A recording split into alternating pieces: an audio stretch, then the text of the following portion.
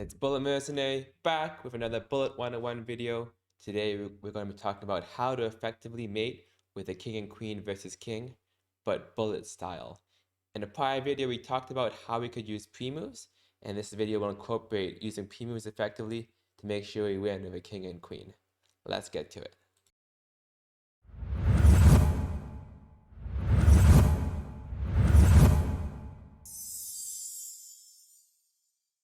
What we're going to look at now is how we're going to effectively deliver checkmate bullet style with a king and a queen. So the queen is going to be on the 3x3 corner, such as this, and the queen specifically being on the corner section, with the opponent's king being inside the 2x2 square.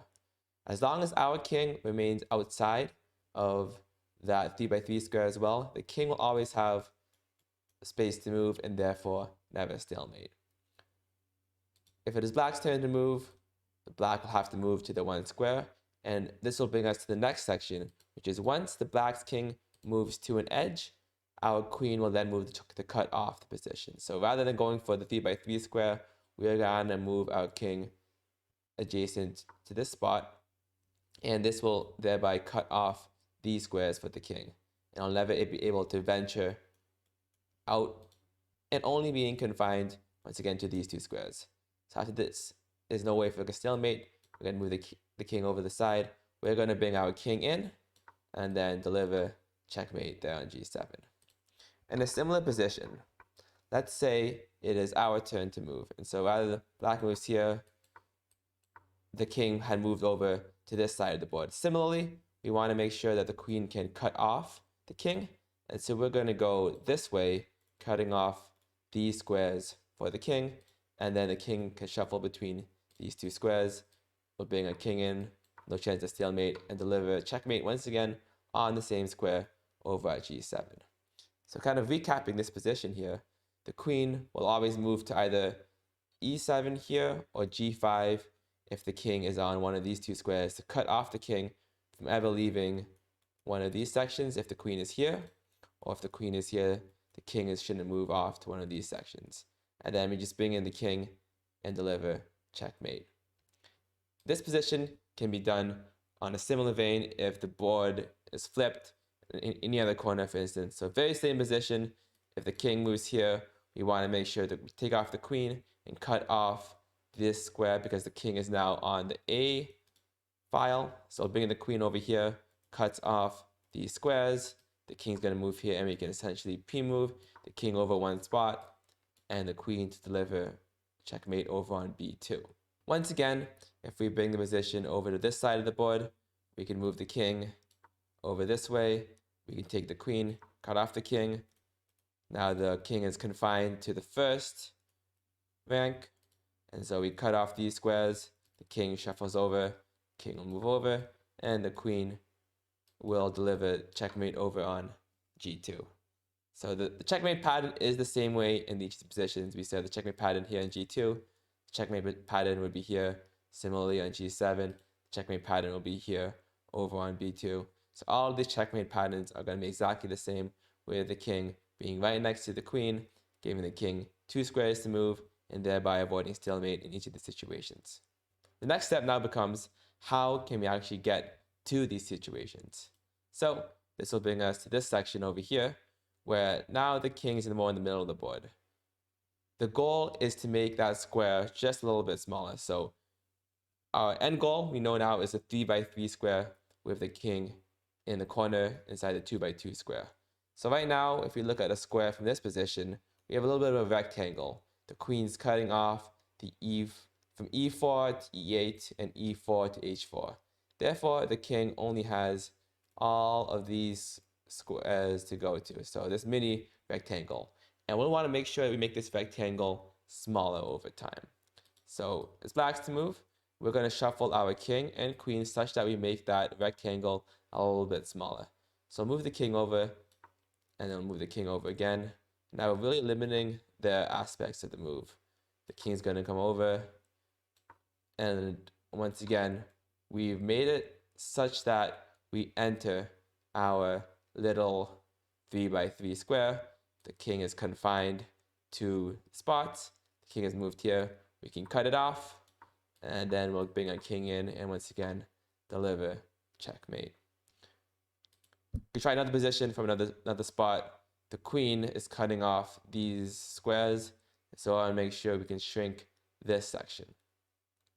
So we're going to bring in our king, they'll bring in their king, we'll bring in our queen.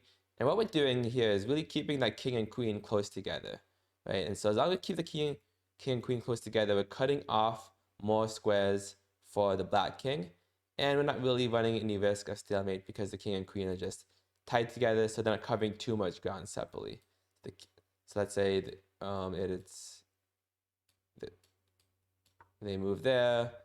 We can move our queen, once again give check, and the queen has cut off these squares. We'll move the king closer once again. We'll bring the king here. And what's worth noting here is that this is a very delicate situation. We can't bring the king inside of that 3x3 square that we talked about, because if we bring the king inside of the 3x3 square, this was this square here, we run the risk of having a stalemate. So keep the king outside of the square. Once the king moves, we want to make sure the queen is the item that goes inside of the square. And so once again, we're back to the same spot where the queen's over here, the black king only has these squares to run to. And so wherever the king moves, we can cut off the king to the side and deliver, once again, checkmate. So that's summary of how we would bring the king and the queen together to shrink the opponent's king. Let's put it over into real time. We're going to pre-move the mating pattern once the queen is on the 3x3 corner. So we want to make sure that our king doesn't enter the square, and now the king is forced to go here, and so we'll bring the queen over to cut it off and deliver mate on g7. So we'll bring our king into f6 next, and then our queen will deliver checkmate over on g7, as there isn't too many options for where black's king can go. So king has to move to g8, then we move the queen to e7, the king has to move to h8, and then we bring a king over, the king moves over, and we now pre-moved that checkmate with the queen on g7 and our king on f6. So now, what do we do if our king is further away and we don't have that beautiful 3x3 corner? We want to make sure we can pre-move to that 3x3 corner. So we're going to keep our queen and our king close together. So queen over is going to be our move, and we're going to try to pre-move some sort of pattern like this. And this is kind of a little bit of a diagonal pattern. What it really does is allows the king and the queen to kind of work together to shrink the box accordingly. So kind of shrink the box, and we're going to try to pre-move such that we've gotten our queen now to that 3x3 pattern, in which case now we know we can deliver a pre-move mate such as this, because the king has to move to certain squares and is basically going to be restricted to its abilities. And once again, we're going to deliver mate over on g7. So as long as we keep the king and queen together, we should be able to shrink that box. And if the king escapes the box, then we just kind of start again from scratch, continue reshrinking the box. And as long as we keep on pre-moving the king and queen, we should be able to consistently put them on time pressure without giving them a stalemate. And so that is going to be the final tip, which is pre-moving this king and queen box padding, but also being able to gauge your time effectively. An example of where we could just flag them is as long as we pre-move our king and queen close together and continue shrinking the box, they have less time than us, and they shouldn't be able to make enough moves accordingly because the queen will always cut off more squares. So if we bring our queen here and just shuffle our king and queen side by side, we'll restrict the opponent's king squares, and these are going to be very easy pre-moves for us. And so as long as we kind of follow this pattern along, we should be able to move things accordingly. So for instance, we're going to bring our queen here and pre-move accordingly, and then we'll have moves quicker than them, and their pre-moves might not have worked. Our pre-moves would have worked, and their pre-moves wouldn't be able to try to get things through. I hope you guys enjoyed this video, and be sure to stay tuned for the next Bullet 101. Take care.